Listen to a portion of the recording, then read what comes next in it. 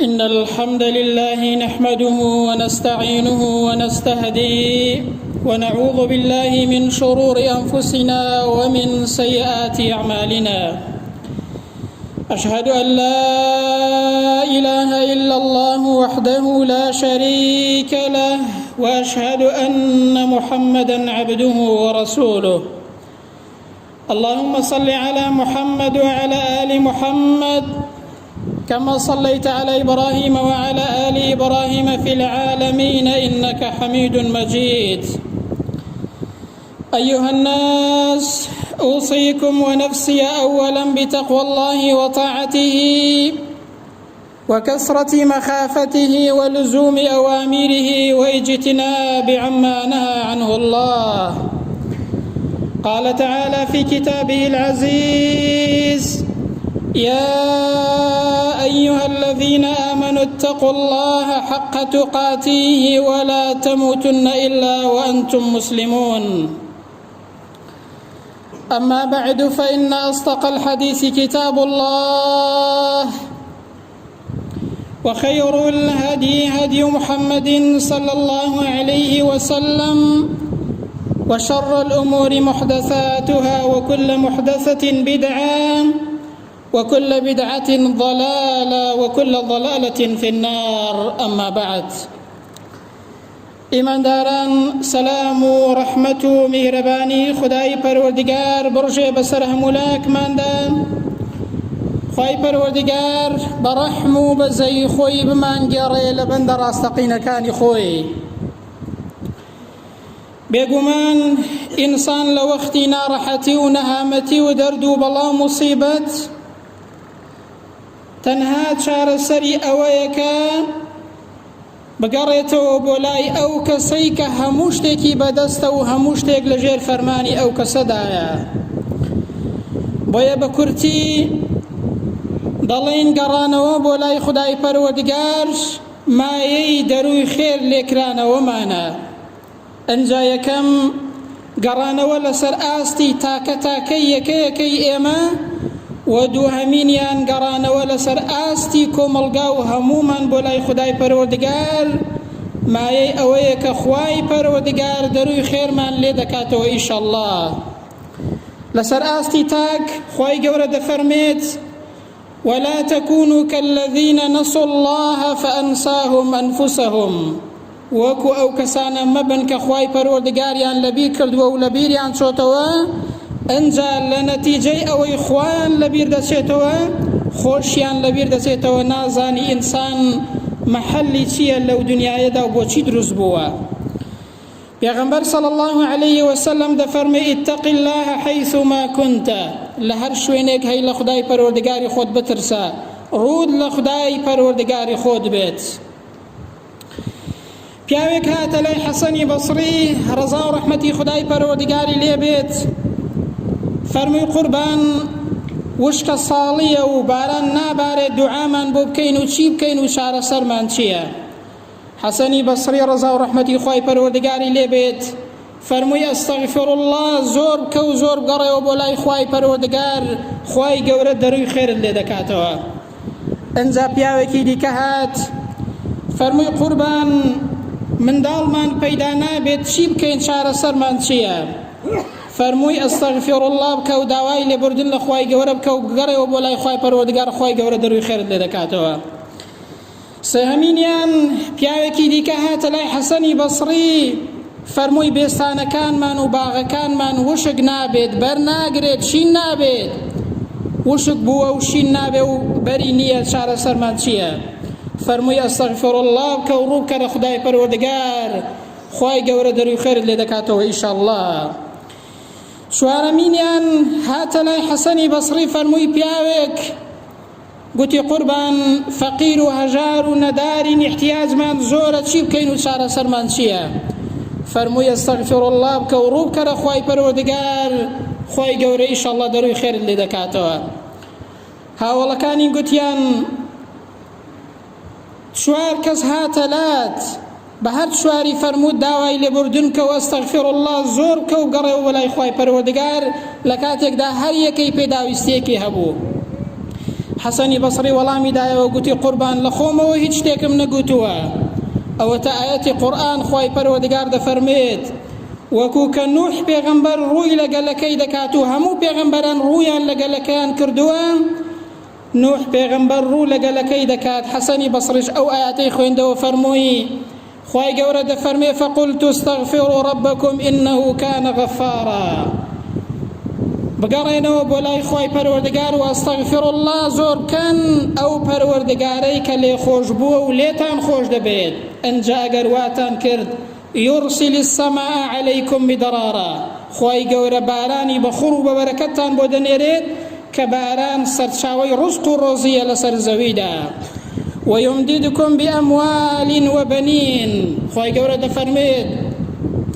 ئەگەر ئێوە ڕووتان لە خوای گەورە کرد بە تەواوەتی، خوای گەورە منداڵتان بۆ زۆر دەکات، ماڵ و سامانتان بۆ زۆر دەکات. ويجعل لكم جنات ويجعل لكم أنهارا، خوای پەروەردگار باغ و باغەتەکانتان بۆ دەژێنێتەوە. خوای پەروەردگار ڕووبار و سەرچاوەی ئاوی زۆرتان پێدەدات ئەگەر ئێوە بەو مەرجەی ڕوو لە خوای پەروەردگار بکەن و بەڕاستی بگەڕێنەوە بۆ لای خوای پەروەردگار. کەواتە لەسەر ئاستی تاک چارەسەر ئەوەیە کە ئینسان بگەڕێتەوە ڕوو لە خوای پەروەردگار کە خوای پەروەردگار ئیشەڵڵا دەروی خێر لە هەر کەسێک و هەر میلەتێک دەکاتەوە کە تەواو بەرنامەی خوای پەروەردگار بکەنە پەیام و بیکەنە ڕێبازی ژیانیان لە ڕۆژانەدا جێبەجێ بکەن و لەسەری بن. دوهەمین ڕووکردنە خودای پەروەردگار لەسەر ئاستی کۆمەڵگا و کاربەدەستان، چونکە هەرچەندە خەڵکی فەقیر و هەژار بگەڕێتەوە لای خوای گەورە لە مزگەوت بێ نوێژ و ڕۆژوو بکات، بەڵام لەسەرەوە خراپە و زوڵم هەبێت بەپێی ئاەتی قورئان ئەوەش مایەی نەهامەتی و دەرد و بەڵام موسیبەتە بۆ هەر میلەتێک. با گوێ لە قورئان بگرین، خوای گەورە دەفەرمێت ولو أن أهل القرى آمنوا واتقوا، ئەگەر بێت و خەڵکی شار و دێهاتەکان هەمویان ئیمان بێن و تەقوای خوای گەورە بکەن، ڕوو لە خودای پەروەردگار کەن، خوای گەورە دەفەرمێ لەفتەحنا عەلەیهم بەرەکات من السەماء والأرض، دەفەرمێ بەو مەرجەی هەمووتان ڕوو لە خوای گەورەکەن بەیەکەوە، خوای گەورەش بەرەکەتی ئەرز و ئاسمانتان بەسەردا دەڕێژێت. یان لە ئاەتێکی دیکەدا دەفەرمێ واتقوا فتنة لا تصيبن الذين ظلموا منكم خاصة، خۆتان لە بەڵام موسیبەتێک بپارێزن، ئەگەر ئەو بەڵام موسیبەت و دەرد و ناخۆشیە هات تەنها ستەمکار ناگرێتەوە، هەمووتان بەیەکەوە دەگرێتەوە. کەواتە ئەگەر لەسەرەوەش جاری وهەیە گوناه و تاوان هەبێت ئەوەش مایەی بەڵام موسیبەتە بۆ هەر میلەتێک، ئەگەر خوا نەخواستە ئینسان تۆبە نەکات و هەمومان نەگەڕێینەوە بۆ لای خودای پەروەردگار. ئەنجا دەبێ ئینسان لەسەر ئاستی تا بگەڕێتەوە بۆ لای خوای گەورە، لەسەر ئاستی سەرەوە و هەمومان و کۆمەڵگا و کاربەدەستان گەڕێنەوە بۆ لای خوای گەورە بەو مانایەی کە بەرنامەی خودای پەروەردگار لە ژیانی ڕۆژانەدا جێبەجێ بکەن. ئەوە مایەی خێر و بەرەکەت و لێکرانەوەی خێرە بۆ هەر میلەتێک، خوای گەورە بمانگەڕێ لەو جۆرە کەسانە. ئەدی ئەرکی سەرچانی ئێمە چییە وەکو میلەت، وەکو میلەتێکی وەشیار؟ ئەرکی سەرسانمان چییە لە کاتێکدا کە گوناه و تاوان هەیە؟ ئەوەیە کە ئینسان وەکو تاک ڕوو لە خوای گەورە و بەرنامەی خودای پەروەردگار کات. و دووهەمینیشیان لەسەر ئاستی کۆمەڵگا دەچینە خزمەتی ئاەتێکی قورئان و فەرمایشتێکی پێغەمبەر صلی الله علیه وسلم. هیچ قسەیەکی خۆمان ناکەین و تێیدا ناکەین بۆ هیچ کەسێک، هیچ شتێک نەڵێت، تەنها گوێ لە قورئان دەگرین بزانین ئەرکی ئێمە وەکو میلەتێکی وەشیار چییە لەو ڕۆژگارەیەدا. خوای پەروەردگار لە قورئاندا دەفەرمێت يا أيها الذين آمنوا عليكم أنفسكم لا يضركم من ضل إذا اهتديتم، دەفەرمێ ئەی ئیماندارینە خەریکی خۆتان و پەروەردەکردن و پێگەیاندنی خۆتان بن، خەریکی نەفسی خۆتان و چاککردنی خۆتان بن، ئەگەر واتان کرد ئەوانەی کە گۆمڕابوون زیانتان لێ نادەن. ئیمامی ئەبوو بەکر ڕەزا و ڕەحمەتی خوای پەروەردگاری لێبێت ڕۆژێکیان لەسەر مینبەرێ ئەو ئاەتەی دەخوێندەوە، فەرمووی ئەی خەڵکی نەچیتانە ئێوە ئەو ئاەتە دەخوێننەوە و بە هاڵە لەی تێدەگەن. فەرمووی سوێن بە خوای پەروەردگار، بیستومە لە پێغەمبەر صلی الله علیه وسلم کە فەرموویەتی لەناو هەر کۆمەڵگایەکدا لەناو هەر میلەتێکدا گوناه و تاوان و زوڵم هەبێت، ڕێگەری لێ نەکەن هەر کەسە و بە ئەندازەی خۆی فەرمووی پێغەمبەر فەرمووی نزیکە خوای گەورە بەڵایەکتان بۆ بنێرێ هەمووتان بەیەکەوە تێدا چن هەمووتان بەیەکەوە تێدا بەشدار بن ئەنجا فەرمووی سوێن بەخوا دەبێت دەستیان بگرن نەیەڵن زوڵم کەن هەر کەسە و بە ئەندازەی خۆی و بە پێی توانای خۆی و هەر کەسە و